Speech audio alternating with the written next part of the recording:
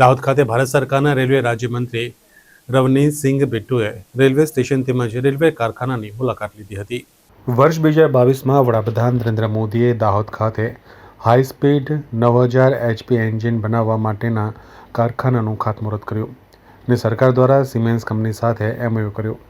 ત્યારબાદ દાહોદના ફરેલ વિસ્તારમાં સિમેન્સ કંપની દ્વારા કારખાનાની કામગીરી શરૂ કરવામાં આવી હતી. અદ્યતન સાધનોથી સજ્જ રેલવે કારખાનામાં નવા એન્જિન બનાવવાની કામગીરી ચાલી રહી છે. સાથે જ કારખાનાના વિકાસનું પણ કામ ચાલી રહ્યું છે.